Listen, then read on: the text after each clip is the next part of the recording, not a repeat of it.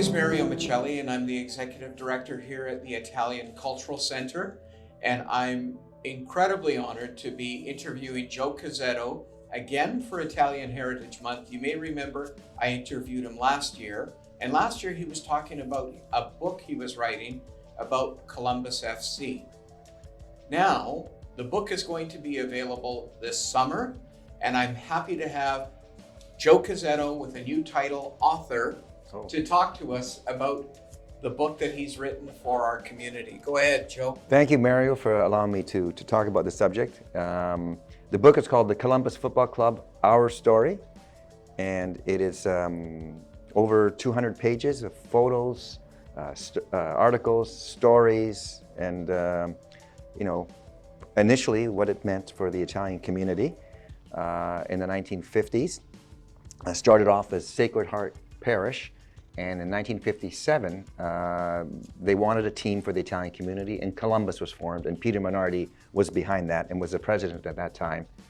And really from there it's history. But in the 1960s, the passionate 60s as I call, in the book, it was it inspired the Italian community, because first of all, in Callister Park, which was a little stadium that now exists just as a park, had 4,000 or 5,000 people attendance. Most were Columbus fans, and it was the place where the Italians met. Came together. There was no Italian center at that time, so this is where they met, and whether they're from the north or south, they were there, well dressed with suits right after church. Sunday was Columbus Day. They'd go to church in the morning. They'd have their, and pray for the team. And then in the afternoon, 2 o'clock, prime time Sunday at Callister Park was reserved for Columbus because they had the biggest following and attendances. And they were all well dressed, and you'd watch the game. After the game, things didn't end. They would go to one of their friends' house, and it'd be post-game celebration and comments, and this player played well, and maybe they play some cards, they'll have a little bit of Italian food. So it was a gathering place. Callister Park was, and Columbus was the reason, but also after the game. I think that's why I found this incredible that you were putting this book together, because I think it's about your passion of soccer, about the passion for Columbus, but more importantly, it represents Italo-Canadian Vancouver history. It was the gathering place. It's not ironic that we celebrate our Catholic religion in the morning and then our soccer religion in the afternoon. It's good timing. Exactly. So I think it's important because you've captured a piece of our history, and it's something that's going to live on as a legacy for us, but also for the rest of the community. Some of you will notice I'm wearing the jersey that was gifted to me by Columbus when I traveled with them to the Western final, which ended up being a Canadian national final. We beat Quebec in the final. That's so right. It was a Canadian final. It's always fun. Yeah. But the one thing I want to say, what compelled you to write this book? Well, first of all, as a youth, as a 6 or 7-year-old, I would attend games at Callister Park with my father, my brother, my family, and I would just, love, of course, I loved soccer from an early age, but I would know all the players' names. I would know and they were that exact uniform that you had in the 60s with the stripe across, yes. And I still have envisioned entering Callister Park, entering the stadium, who I'd see, on the scent, the odor of the cigar and the pipe smell of the seniors who were at the beginning, and going at halftime at the concession stands in the corner and looking up to the chalkboard, and seeing these are the top goalies and these are the top scorers, here are the standings, and getting a hot dog and peanuts and so forth, and coming back, but knowing all the players, like I knew all of these. So having had that passion early on, about 12 years later, I was playing for the team. Okay, I was 17. Okay, so Paul Anthony, the then manager, came to my house, and I was so pleased that I was going to be playing for Columbus. They wanted to sign me, blah, blah, blah. And that year, won the league championships, Imperial Cup champions, Provincial Cup, Western Canadian, and Canadian champions. 5 cups in one season and like I was there for 4 months. So it was, I go, my God, what's going on here? What do you do when you lose? But it was an honor to play at the beginning, and then I played for over 40 years and still play with all the, over 30s, over 35s, over 40s, 45 now, and the over 60s. But what compelled me to write the book is this story has to be told of what the influence of this club, not only to the Italian community, and what it did for the Italian community. It captured the imagination of the Italian community. Callister Park, Columbus, it was something that was looked forward to, every week. Who was Columbus playing today? Not, but it was something that united the community. But also what it did on the field in terms of winning for BC and for Canada, in terms of championships, and we're at the top. Okay, and how many national team players, how many players from our club that are on the Canadian Soccer Hall of Fame? Outnumbers all of them. So it had an influence with the Italian community on the field in terms of soccer, in terms of championships and so forth, but also, Mario, off the field. I mean, we've had tremendous influence off it. Just look at Victor Montagliani, played with us in the 80s. He was Canadian soccer president, BC soccer president, Canadian soccer president, then CONCACAF president, where they have 35 countries, Canada, US, Mexico, and all the Central American and Caribbean. That's a lot of countries, which makes him one of the vice presidents of FIFA. Okay, he's right here from Columbus.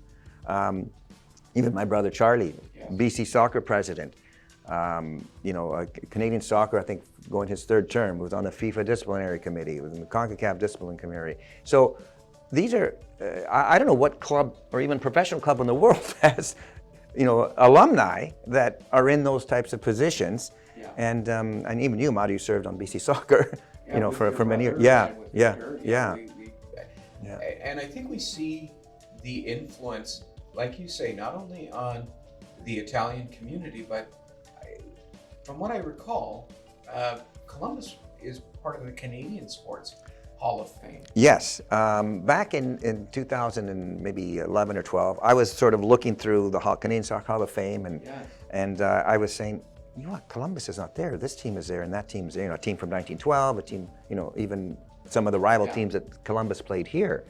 And I said, somehow I've got to, apply. So I applied, and put all our credentials. We didn't get it the first year because I think they were waiting for when it was our 60th anniversary. That was the 59th. They knew our 60th. And I think that's what they said, waiting for the 60th. But once we did get accepted and to the Hall of Fame, 15 people from Vancouver went to Toronto. That was a record, even for them. So we're breaking records all the time. We had people from, Renato Zanatta from the 50s, yes. Sergio Zanatta, Gino Vazza, Peter Greco, Colin Atkinson, a lot of those players. And then our players, Frank Chacha, Carlo Alberti, myself, Victor, my brother Charlie, like this. We had Angela Minardi, the daughter of Peter Minardi.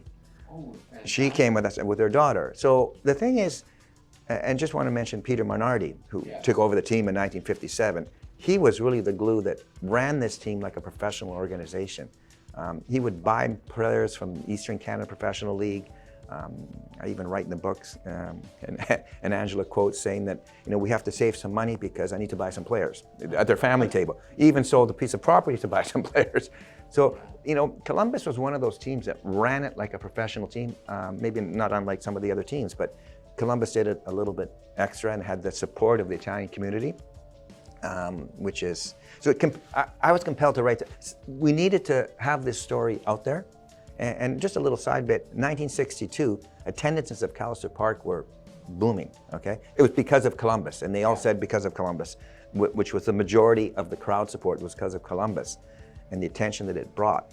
And the Vancouver Canucks, who were in the Western Hockey League at the time, were worried about the attendances at Callister Park, but primarily because of Columbus and how the people, they were out, had more attendance than the Canuck games at the Forum. Yeah. Okay, so that was a worry at that time, okay?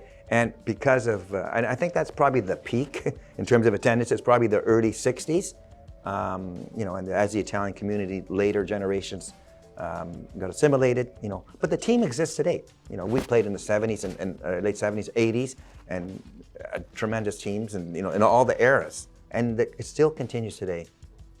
Well, I had the pleasure of speaking to your board because I think it's important to capture that heritage and that culture that is part of the Italian community and the Italian culture.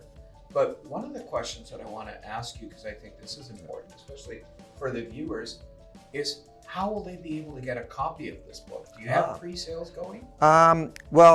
Initially, the book was supposed to be read a little bit earlier, so than this interview. But the book will be available. Right now. It's in the publishing queue. It's completed, so it's in the publishing queue. But it won't be published until the end of August. So we have a website, a web page that it's not up yet, but will be, where you can do some pre-order if you would like, and it's at the columbusfcourstory.com.